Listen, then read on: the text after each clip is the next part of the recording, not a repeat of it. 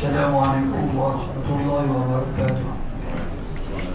بسم الله الرحمن الرحيم. الحمد لله رب العالمين، والصلاة والسلام على رسول الله وعلى آله وصحبه أجمعين. رب اشرح لي صدري ويسر لي أمري واحلل عقدة من لساني يفقهوا قولي. ربنا افتح بيننا وبين قومنا بالحق وأنت خير الفاتحين، والله خير حافظا وهو أرحم الراحمين. Alhamdulillah, syukur kita kepada Allah SWT di atas limpah kurnia Allah, taufik dan hidayahnya kita dapat menunaikan amal ibadah pada malam bulan yang mulia ini. Mudah-mudahan amalan kita itu diterima oleh Allah SWT dan diberi ganjaran yang berlipat kali ganda sebagaimana yang dijanjikan oleh Allah SWT yang dikurniakan pada umat Nabi Muhammad satu bulan yang dinamakan bulan Ramadan, yang mana setiap amalannya digandakan pahala yang dilakukan oleh umat Islam. Amalan fardu pahala yang besar, amalan sunat diberikan ganjaran seperti melakukan amalan yang wajib. Untuk tazkirah pada malam ini, syukur saya sebut satu daripada mukjizat Nabi Muhammad sallallahu alaihi wasallam. Mukjizat dan mukjizat Nabi Muhammad ini banyak. Bahkan dikatakan oleh ulama, mukjizat Nabi Muhammad ni lebih banyak daripada Nabi-Nabi yang lain. Cuma mungkin mukjizat itu kita tenggelam dalam satu mukjizat besar yang Allah kurniakan kepada Nabi kita, iaitu mukjizat Al-Quran. Satu-satunya mukjizat yang Nabi tinggalkan yang masih dapat kita rasai, yang masih dapat kita lihat, iaitu mukjizat Al-Quran. Sampai hari kiamat, Al-Quran yang diturunkan oleh Allah SWT menjadi mukjizat, yang mana rahsia-rahsia yang terdapat dalam Al-Quran kadang-kadang orang baru jumpa, orang baru tengok, baru sedar bahawa itu merupakan satu mukjizat Allah SWT yang dikurniakan kepada Nabi kita. Di antara mukjizat yang disedari hari ini, iaitu dalam Al-Quran ada satu ayat Tuhan sebut, bala qadirin ala an nusawwiya banana. Ayat surah Al-Qiyamah, di mana Allah menceritakan manusia ni kadang-kadang dia guna fikiran dia cuba mengatasi fikiran dia itu, dia rasa lebih daripada segala-galanya. Segala-galanya adalah bersumberkan akal fikiran. Bahkan yang sebenarnya sesuatu yang dikurniakan oleh Allah pada manusia, semuanya ada batas, ada limit, ada hak. Tuhan kurniakan kepada mata kita ada limit, ada hak. Kita boleh tengok depan mata kita, dan kita boleh tengok sekiranya di sekitar kita ada cahaya. Kalau gelap lemah, walaupun mata kita buka, tapi tak nampak apa, pasal tak ada cahaya. Itu limit yang Allah kurnia kepada mata. Mata boleh tengok, boleh lihat, tapi ada syarat-syarat dia, ada limit dia. Begitu juga akal fikiran manusia. yang mana ada limit, ada batas dia.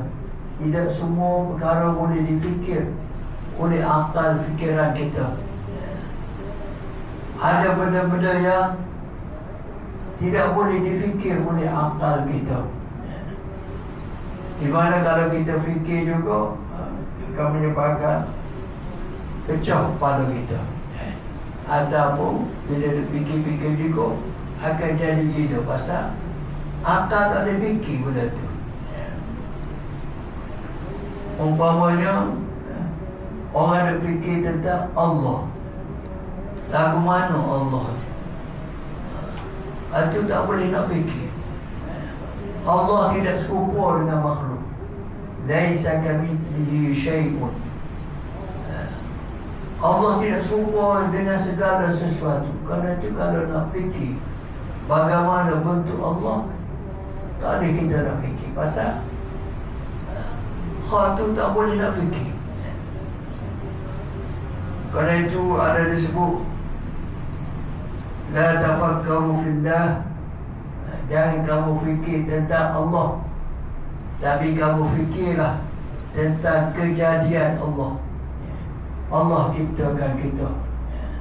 Di antara mukjizat yang saya sebut tadi, ayat Al-Quran, bala qadirina ala an nusawwiya badana.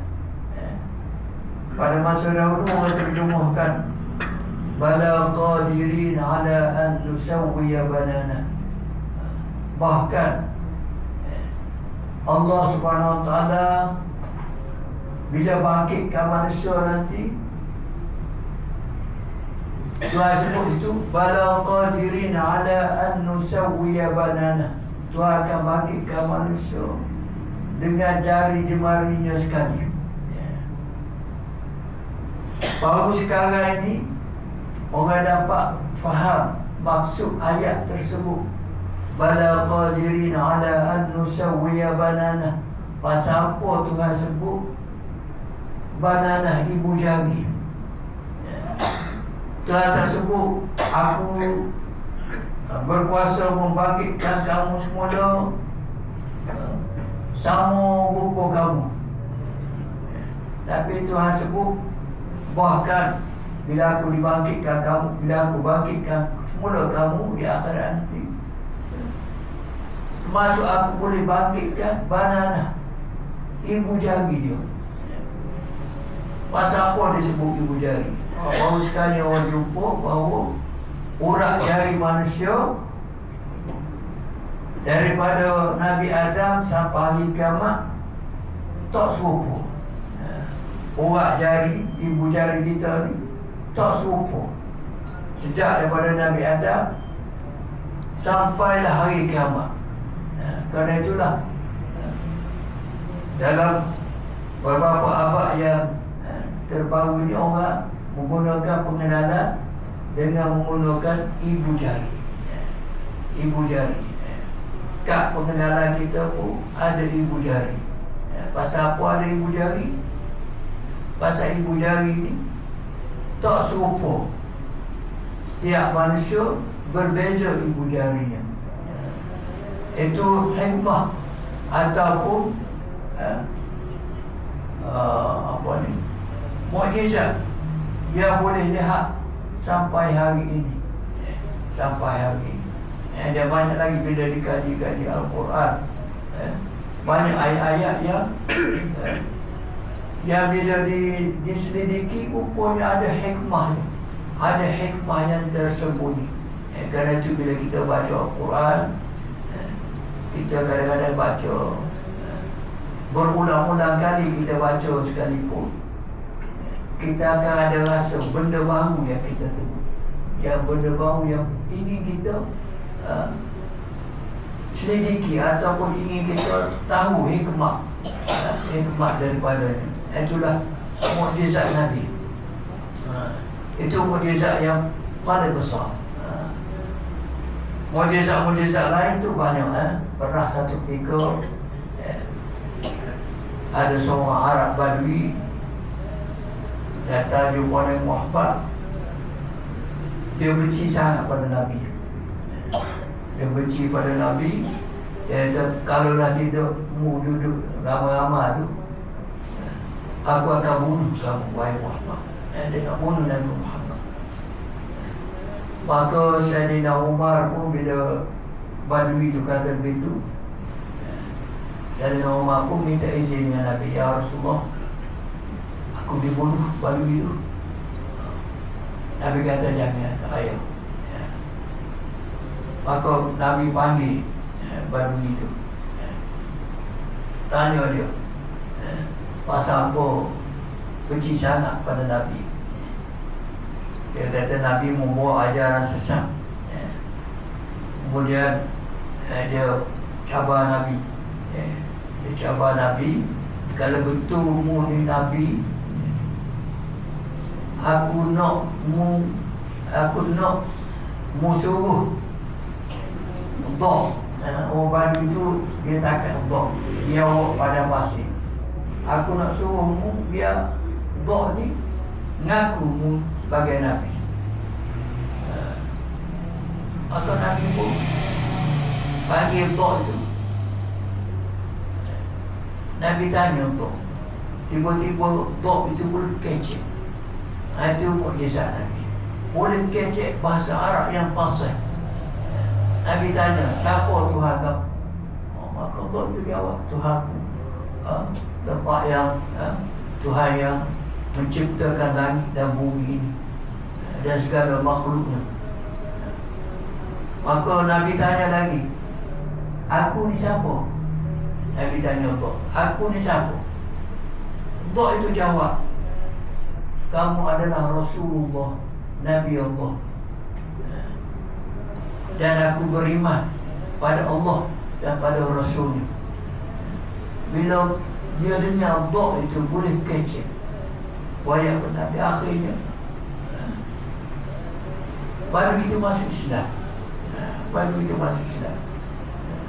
Kadang-kadang orang yang kita anggap bodoh ataupun tak cerdik, mereka ini lebih mudah menerima kebenaran daripada orang yang cerdik.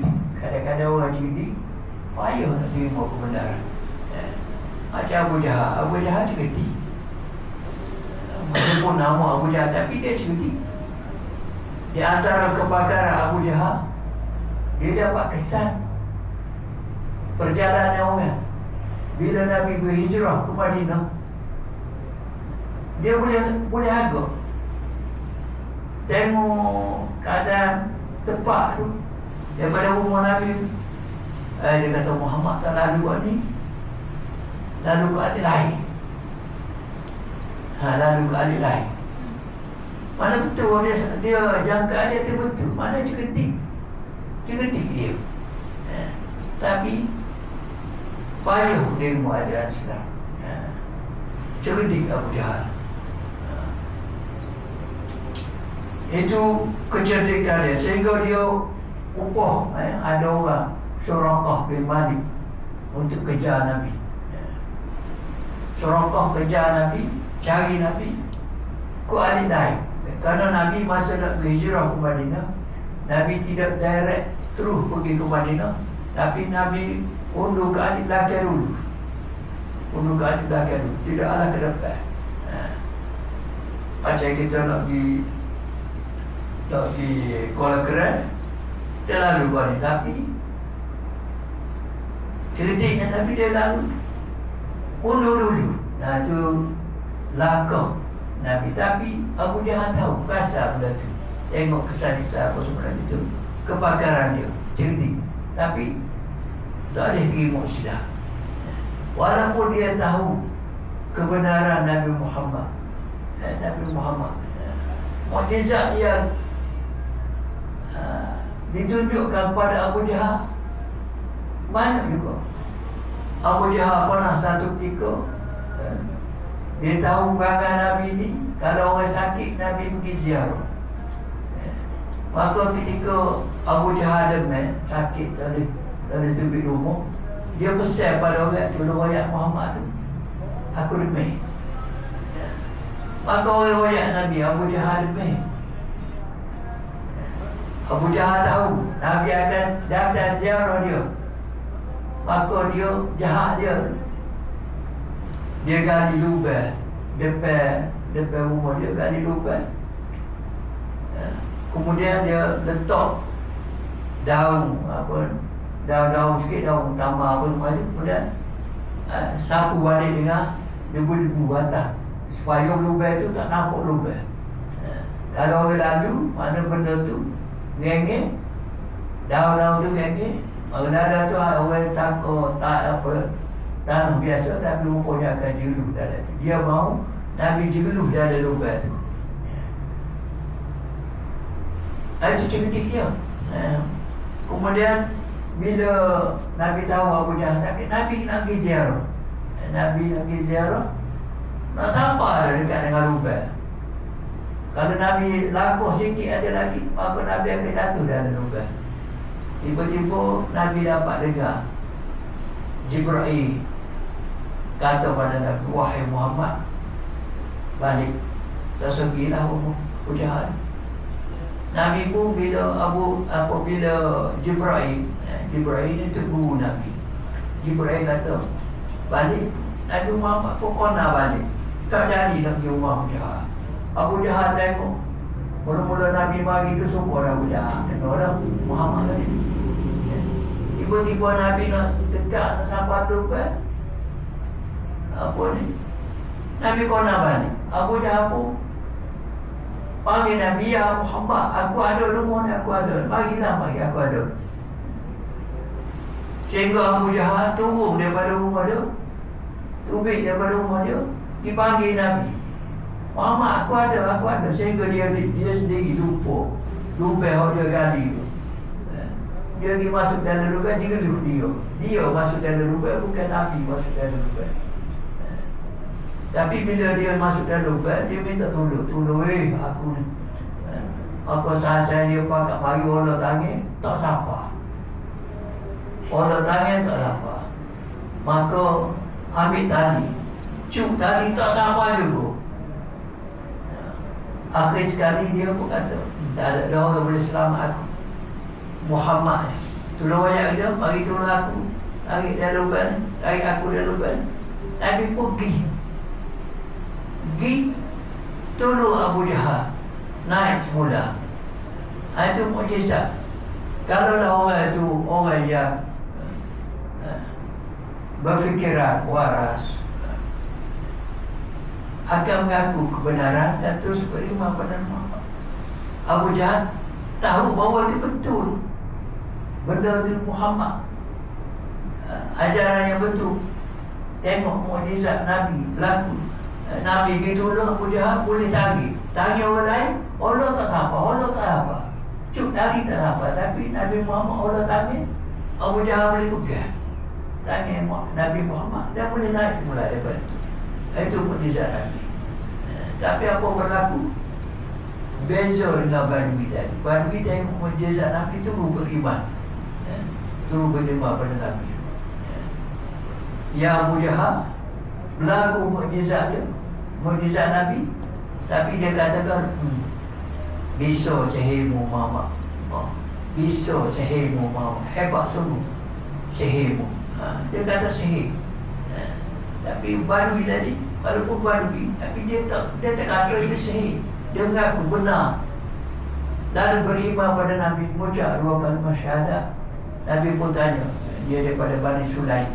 Nabi tanya dia, mu ada gapo-gapo kau itu?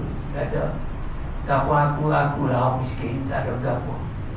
Nabi pun suruh para sahabat bui dia hantar sikit. Sahabat-sahabat pakai bui. Termasuklah yang bui ialah sahabat Nabi yang dermawan, Abdul Rahman bin Auf. Bui unta yang sudah bunting. Sedekah hadiah harta yang sudah unta yang sudah bunting. Nak beranak dah. Mana untung lah. Unta ni diberi pada orang Badui tersebut. Sokong Badui, boleh piti, boleh buta balik kampung. Tengah perjalanan jumpa dengan orang kampung dia, pakai ramai-ramai nak pergi bunuh Nabi. Dia jumpa orang kapur dia. Dia kata, tak sagi bunuhlah Nabi, tak sagi bunuh Muhammad. Aku sudah beriman kepada Muhammad. Tengok harta banyak dia beri. Jadi orang kapur dia, akhirnya orang nak bunuh Nabi Muhammad. Orang kapur tu juga masuk Islam balik. Ada hikmah Nabi SAW. Itulah kita segera mudah-mudahan memberi manfaat pada diri saya dan juga tuan-tuan semua. Wallah.